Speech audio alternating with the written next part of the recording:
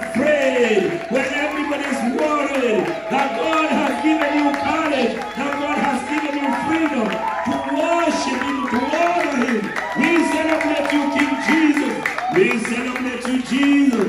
We celebrate you, King of Kings. We celebrate you, Lord of Lords. You are Lord. You're probably going to come across something that talks about a man that had 2 dogs. And what they usually used to do, they used to take those dogs for a fight, where they go and put the dogs in a cage and people watch them fighting. And they bet money to see which dog will win. And it's a big sport. It's not like NBA, but it's one of those sports. So there's this particular man that used to go with his 2 dogs in the league. And every time he go with a dog, he was very sure he would go and sit down and say, this dog is going to win the league. And sure enough, every time he go and predict the dog that will win, the same dog will win the fight. And somebody asked him, how come you are so sure? You are always certain that this is the dog that's going to win the league. The man said, you know what? It depends on which dog I have been feeding. So what this man used to do, before the fight, he will starve one dog, starve it to death, and he will feed the other dog, feed it so good. By the time it comes for the time of fight, the strong dog will go and feed the dog that had been starved for a week. And so the man had the inside information. He knew which dog he had been feeding. And so that's why he was so sure that that is the dog that's going to win the race, the fight. And so when you take that class in psychology, it teaches you all the things that you feed yourself with, in yourself. Things that you feed yourself with will reflect the kind of person that you're going to become. If you feed your life with fear, people will look at your life and they will realize there is something about you. You are always anxious. You are always not happy. There's something about you that we don't see. The people, they look, but they recognize because of what you've been feeding yourself with. If you feed yourself with negative stuff, every time you open up your mouth, you speak negativity. And people will realize and they'll see it's because of what you've been feeding yourself with. But if you feed, the Bible says that faith comes by hearing. And hearing what? The word of God. So if you feed yourself with the word of God daily, I want to repeat again. If you feed yourself with the word of God daily, you are feeding yourself with the faith. And when you speak, you will speak faith. When you walk by faith. When things are tough, you will release what you've been feeding yourself with, children of God. JICC, the question is this morning, what have you been feeding yourself with? I know we've been locked down, we've been in lockdown. I know things has been tough, but the question is, what have you been feeding yourself with? And if you answer that question correctly, you look at your life, it will reflect the kind of person that you are. So if you've been feeding yourself with things of God, yes, there's a COVID-19. Yes, there's chaos that are happening everywhere. But the question is, how do you react to it? What do you feed yourself with? If you feed yourself with things of faith, you will be strong. You will be strong in Jesus' mighty name. Hallelujah. Amen. So this morning, the Lord is gracious, but I felt that I needed to share with you that one, so that every time you make a decision to come to the house of God, every time you can make a decision to serve God, every time you make a decision, just know that your decision will be based on faith and not fear. The Bible talks about the sons of Issachar in the book of Chronicles. You see, they are sons of Issachar that were the men of great virtue. And they were able to discern the times and the season. And it's my prayer that every member of this church we'll be able to discern the times that we are living in. Because the times that we are living in are different from the time that we are living in last year. And for me personally, well, when we started this year, 2020, the Lord said that it's going to be the year of what? Great vision.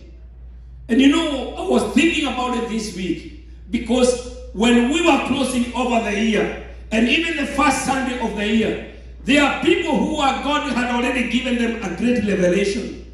And there are people who are telling me, Pastor, I know this is going to be the year of great vision, but I still want to stick with the supernatural harvest. Do you all remember that? They were saying that I'm going to carry my supernatural harvest to 2020. And I was thinking, why are they not allowing themselves with a great vision? Why are they saying that they want to keep the supernatural harvest? They say the Lord is not done with us. Guess what? When they were speaking, none of us knew, but the Lord was already giving them the great vision. The Lord was already giving them the insight, because the Lord was telling them that they need the victory of 2019 to push them to 2020. Praise the Lord. And how do I know that? Because right now as we talk, we are almost at the half of 2020. We are actually going now to the second half of the year.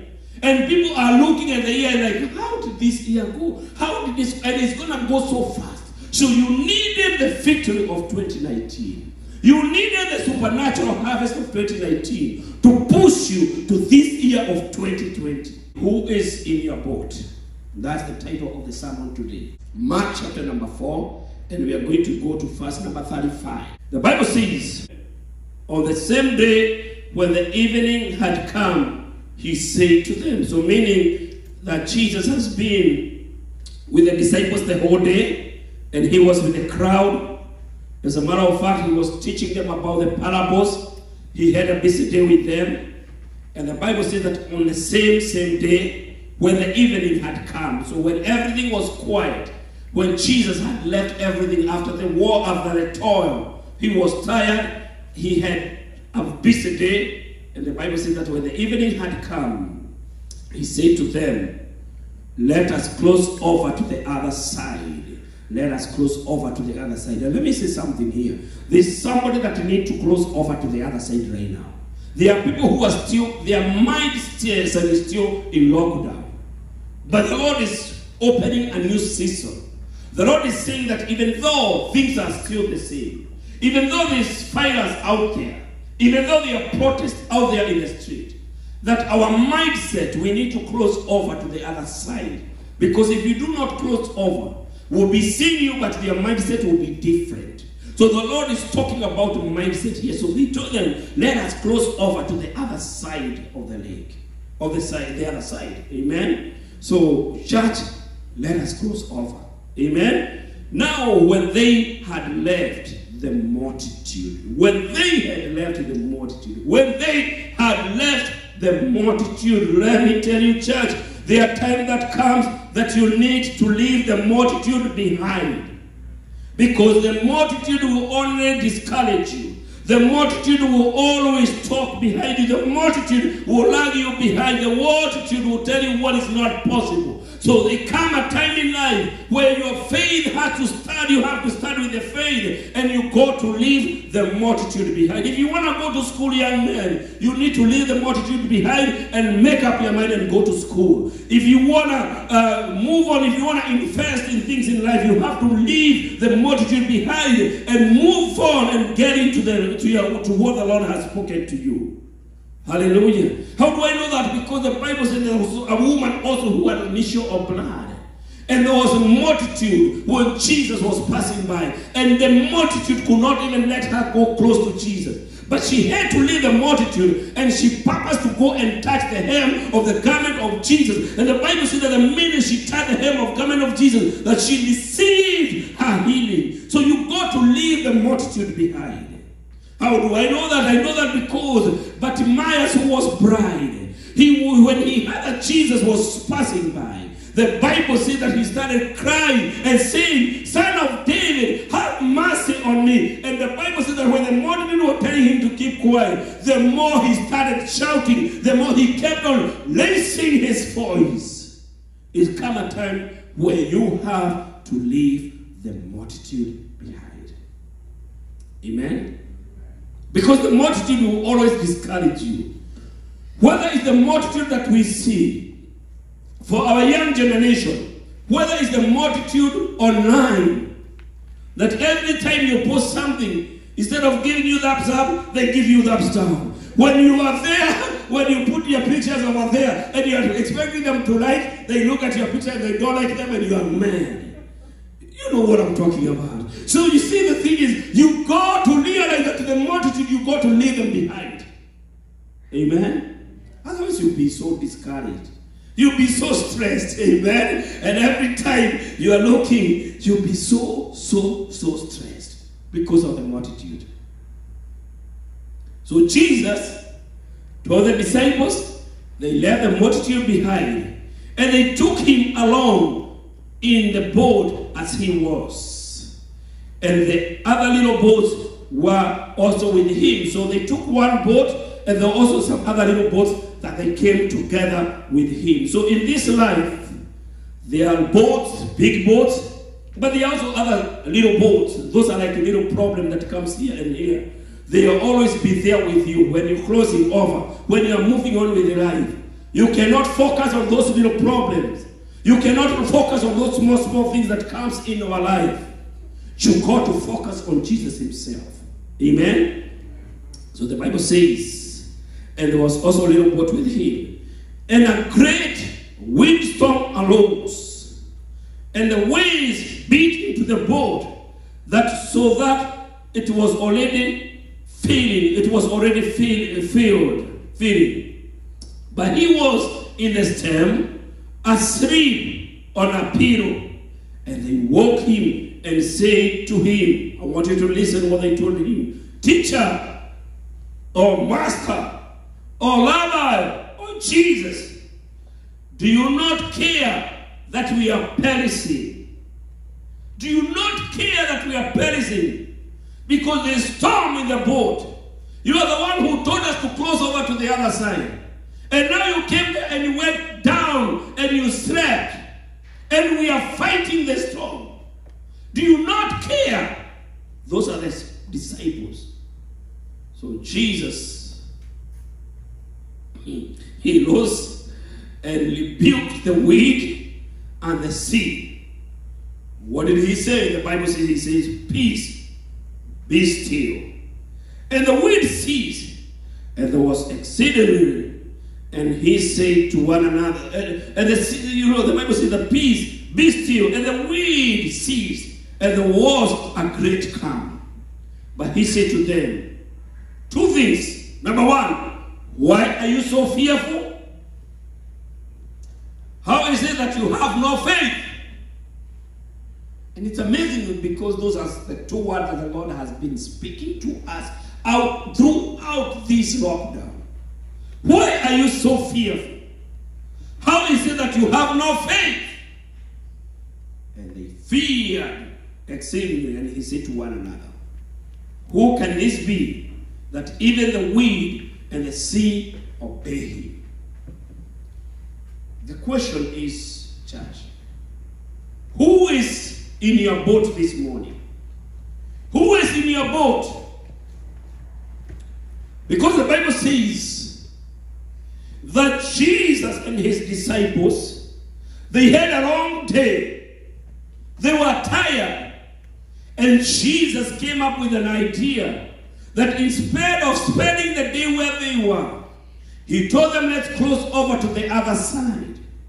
And the Bible says that on their way to the other side, Jesus went to the deck and got a pillow and he slept. And the disciples were struggling.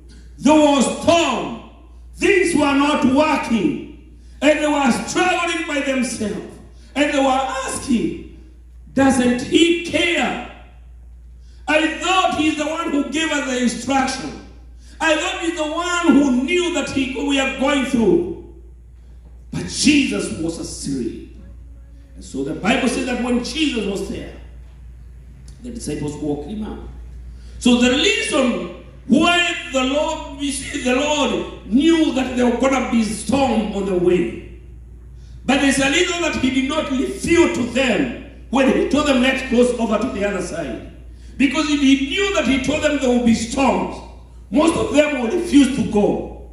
When we started this year 2020, the Lord knew that we're going to have the storms. The Lord knew that the COVID will be here. The Lord knew that there will be uncertainty. The Lord knew that things will turn out the way they are right now. But he did not tell you, because he knew that if he told you that, most of you could have refused to walk. But the Lord told you that it's going to be 2020 and I'm going to be with you. I'm going to be in your boat. Praise the Lord. The secret is, who is in your boat? Because if you have Jesus in your boat this morning, if you have Jesus in your camp, it doesn't matter who else is not in your camp. As far as Jesus is in your boat, as far as you have Jesus aboard, there's nothing that you should be intimidated with the children of the Most High God. Amen. Ask yourself that question. Who is in your boat? See, if you allow Jesus to be in your boat, if you allow Jesus to lead you, if you allow Jesus to be your Savior, if you allow Jesus to be your master, if you allow Jesus to whisper to you, all other voices will be silenced. All other things that have been spoken against you will be null and void, because you know the voice of the master that has spoken to you. He said that you're going to be the lead and not the tail. And that is the voice that he spoke to you. He said that by his stripes you are healed. And that is his promise upon your life. So the question is, if the Lord is our healer, why are we so afraid? If the Lord is the giver of life, why are we so afraid? Now let me tell you something. The Bible says in the book of Genesis, the Bible talks about that, that Abraham, who was the father of faith, when he was told to go and sacrifice his son, Isaac, the Bible says that God did not reveal to him the plan that he had for him, that he's going to provide for him on the Lord along the way, because he wanted to test his faith. If he had told him by the beginning that I want you to go and I'm going to provide for him, that will not be a measure of faith. But he told him, take your son and go and sacrifice him. But Abraham, he obeyed, and that is what faith is all about, because he obeyed what the Lord had said. Now 2020, the Lord says, get up, it's going to be the year of great vision, things will happen, but the Lord did not say that throughout the vision, when we are moving from perception from focus to clarity, he did not reveal that along the way there will be waves, there will be storms, things will come until to the point where you're just about to give up in life. And most of you will start saying, Jesus, don't you care? Don't you care? Don't you see the things that are happening in the world? Don't you see that people are dying? Don't you see that the COVID is no vaccine? Lord, don't you see that our children are afraid? Don't you see that the world is afraid? Don't you see that every time I turn on the news and everything, when I go online, everything is about COVID? Don't you care? And that's the kind of attitude that some people have right now. They're thinking that Jesus doesn't care. Hallelujah. But the Bible says that Jesus was comfortably asleep. Amen. And so one of the disciples that was courageous, they went and woke him up and said, brother, don't Jesus, master, don't you care? Jesus, he woke up. Don't you see that we are perishing? But the Bible says that Jesus woke up and he rebuked the wind and the sea. And he was sending a statement to them that I am the master of the universe. That you guys are talking about COVID. But I am the master. I have the power to speak a word and it will be silence forever. I have the power to say it and it will be over. So what we need to do is to trust in him who is the master of the universe. And the Bible says, he asked them, why are you fearful? And we've talked about this over and over, that the Lord has not given us the spirit of fear, but the Lord has given us the spirit of power, love, and sound mind. Then the question is, why are we so fearful? And then he says, how is that you have no faith, JICC? How is that you have spent your last 7 years in the house of God? You've spent your lifetime in the house of God, and you still have no faith? How is that Jesus was asking the disciples, you guys have been walking with me. I've been teaching you. You have seen me perform miracles. You have seen me raise Lazarus. You have seen me do things and feeding even people with no food, with something little, and I have multiplied it. And yet, you have us come and you still have no faith. It was a big challenge for them. And they feared. Exceedingly, he said to one another, who is this that even the wind and the sea obey him? So the question is, JICC, this morning, who is in your boat? When things are not working out, when there's chaos in the world, who have you allowed to sit in your boat? The truth is, as the children of God, we have a duty to change the atmosphere to the people in the world. Because people at your place of work, they are afraid. People in your families are afraid. Other children are afraid. You are the only one who can be able to set the tone to them and say that even though there are things that are happening, I'm not going to allow them to be in my boat and dilute my faith. I am going to seek into my faith and I'm going to allow Jesus to be there for me. So I have 6 points why you should not be afraid according to this scripture. Why, when you have Jesus in your boat, there's some 6 things that you have to remember, and once you have those ones, they'll push you through 2020. Amen? Number 1, remember the promise. Remember the promise. Because the story starts by saying that Jesus told the disciple, let us cross over to the other side of the lake. So Jesus is the one who had promised them. What did he say? He did not tell them that let's go and you're going to be swallowed by the storm. There was a promise from the master saying, let's cross over to the other side of the lake.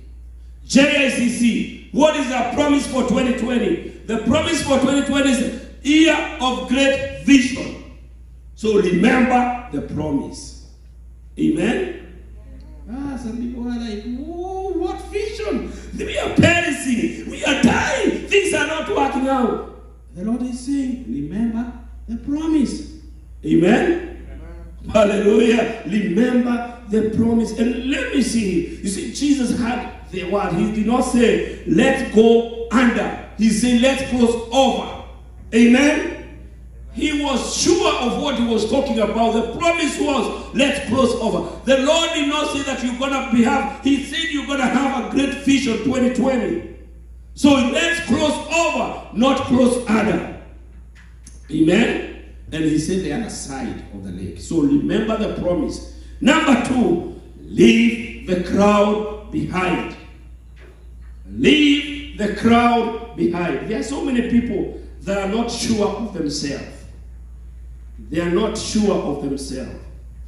They are not sure of themselves. All they do, they follow the crowd. When the crowd is afraid, you are afraid. And you ask them, why are you afraid?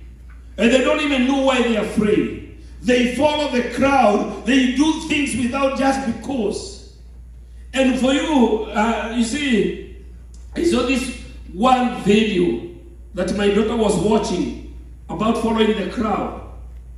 It was a person that, you know, they went to the doctor's appointment. And you know how you go to the doctor's appointment and you go there and maybe you sign up your name and you sit down to, you know, and you wait for them to call you. So what happened in this doctor's appointment, there was a group of people that came in, and there's a beep that was beeping at the, you know, in the office there. Ding! So, and every time it was beeping after, like, every 1 minute. So what happened, 3 people who came in first, they sat down there and it was staged. So when the beep came, beep, everybody stood up and they sat down.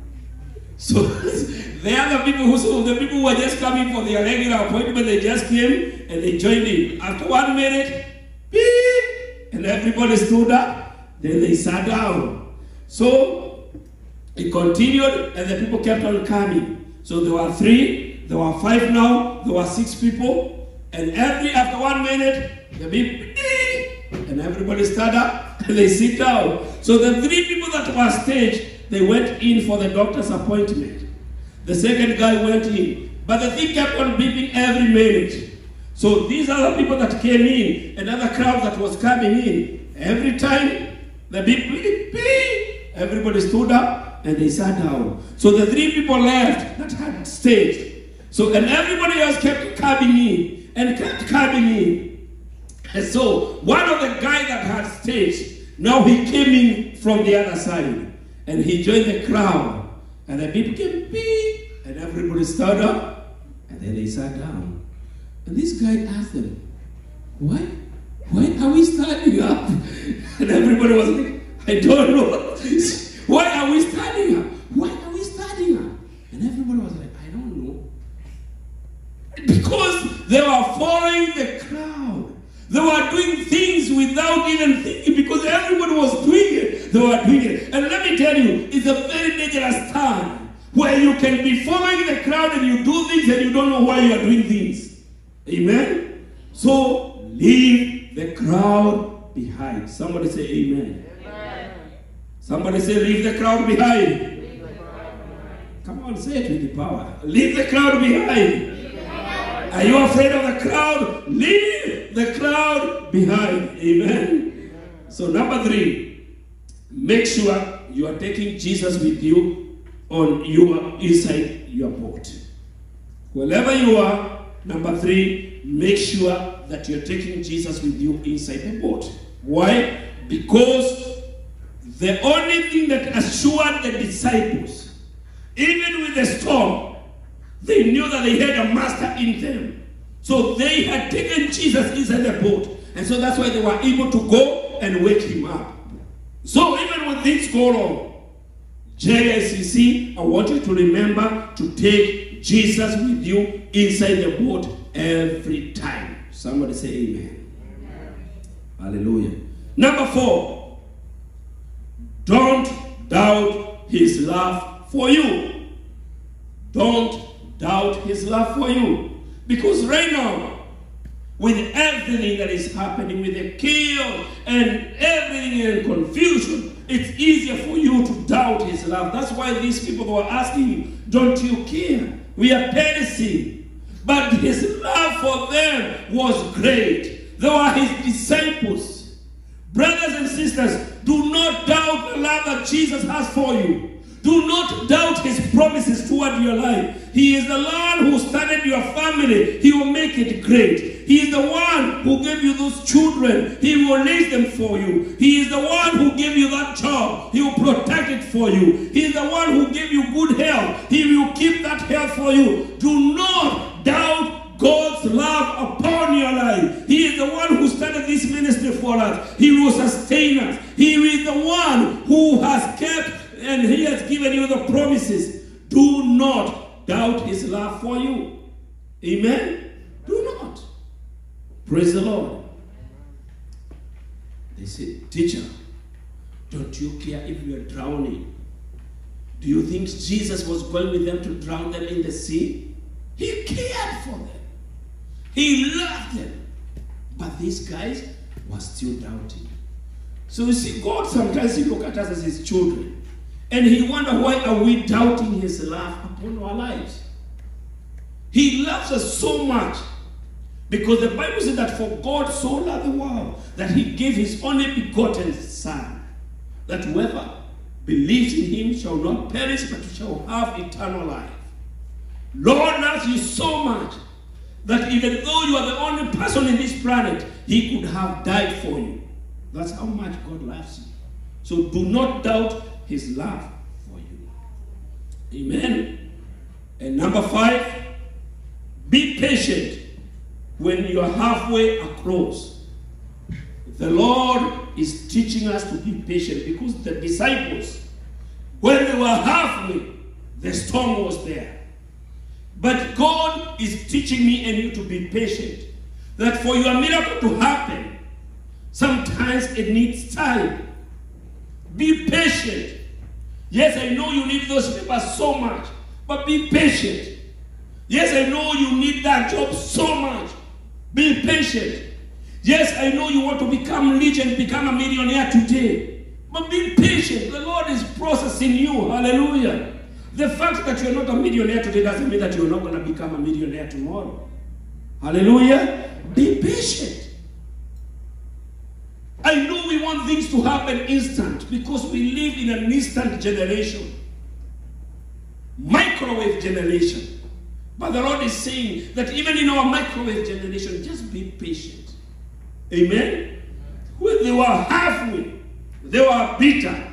When they were halfway, they were afraid. When they were halfway, they were telling him, don't you care? There are so many people who start a journey. They start something, they start a process. But halfway, they are afraid. Halfway, they don't have patience.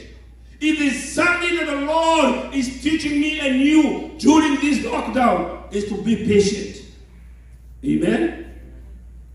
Hallelujah. Amen. Be patient. The store will be open soon. Be patient. Amen. Your shopping will resume soon. Be patient. Amen. Your finances will come back soon. Be patient. Hallelujah. You're going to go back to school soon, children. Be patient. Amen. Be patient. It's coming. Amen. I know you love the school so much. Be patient. Amen. It's coming soon. Praise the Lord. Along the highway, do not be discouraged. Do not talk like other people. Do not. Amen. Change your tone, the way you say things. And finally, number 6. I told you a 6 point. Number 6. Stir up your faith. Stir up your faith. Stir up your faith. The Lord wants you to have faith. That even though you don't see it now, I want you to have faith in Jesus. That all things are possible. I want you to have faith in the Lord. I want you to arouse your faith right now in the mighty name of Jesus. I want you to provoke things in the spiritual realm through faith in the mighty name of Jesus. I want you to start creating the picture of your future by faith in the mighty name of Jesus. I want you to start confessing things that you want God to do for you in the mighty name of Jesus. You are the one who can define your future by the way you claim things. Amen? Hallelujah. Amen. Last time I told you to change the way you speak to yourself. Because I'm not going to be in your boat when you come to me and say, oh, Pastor, we are perishing. This thing is going to kill us. I'm not going to be in your boat. Amen. You guys, maybe I'm the only one who hear, Pastor, kitu itatumaliza. Itamaliza nani? It's not going to finish me. Amen. Praise the Lord. The Bible says that I will live and declare the goodness of our God. Me, I'm not going to be in your boat. I am not going to be in your boat. Hey, we got to be realistic, Pastor. You see how things are? With you, amen. Faith. The Bible says that faith comes by hearing. How is it that we doubt the word of God and we want to trust the word of CNN? How come that we are doubting what the Lord has promised in easier to get to get the way out slowly. But for faith, you have to proclaim it. Amen?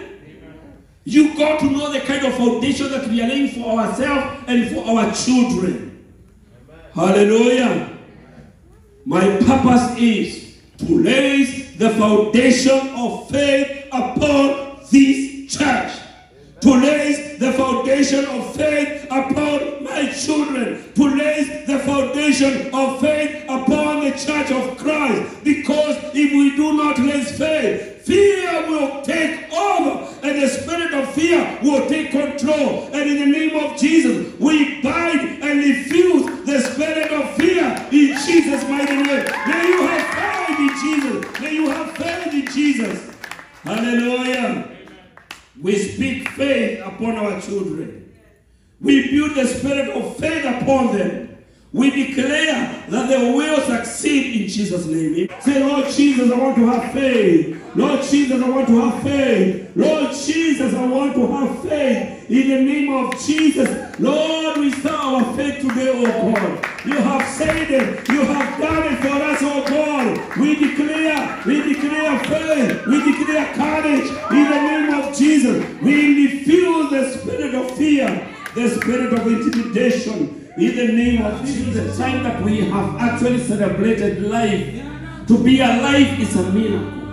This is the time that now we've started realizing that just the fact that you can be able to breathe on your own is a miracle. There are so many people who cannot be able to breathe right now. There are so many people who are afraid of things that are happening. But God has preserved you. God has given you life. God has given you everything. And so this morning I want everybody to take a minute and just tell God, thank you for the gift of life. Tell God, thank you because He has kept you alive. Tell God, thank you because He has protected you. Tell God, thank you because you've come out of lockdown. And here you are, that God has given you His mercies. Tell God thank you because the Bible says that the mercies of God are new every morning. And this morning, church, what I feel the Lord doing is renewing His mercies upon you. What I feel the Lord doing is renewing His covenant upon you. What I feel the Lord doing is renewing His word and keeping His commitment upon you in the mighty name of Jesus. So whenever you are, just open your mouth and just tell God thank you. Tell God thank you. Tell God thank you. Tell God thank you because you are alive. Tell God thank you because your parents are alive. Tell God thank you because your children are well. Tell God thank you because this church is open. Tell God thank you because our members are strong and alive. Tell God thank you because He has protected all of us. We thank God because we've come out of lockdown with the victory. We've come out of lockdown with good health. We've come out of lockdown with riches. We come out of lockdown with the revelation. Tell God thank you. Tell God thank you, somebody. We thank you, Jehovah God. We thank you, Jesus. We worship you, Father God. That God, we can stand in their sanctuary this morning to worship you, oh God. That Father Lord, in the midst of everything that is going on, that God Almighty, we can be able to stand and say that you're God. We give you glory.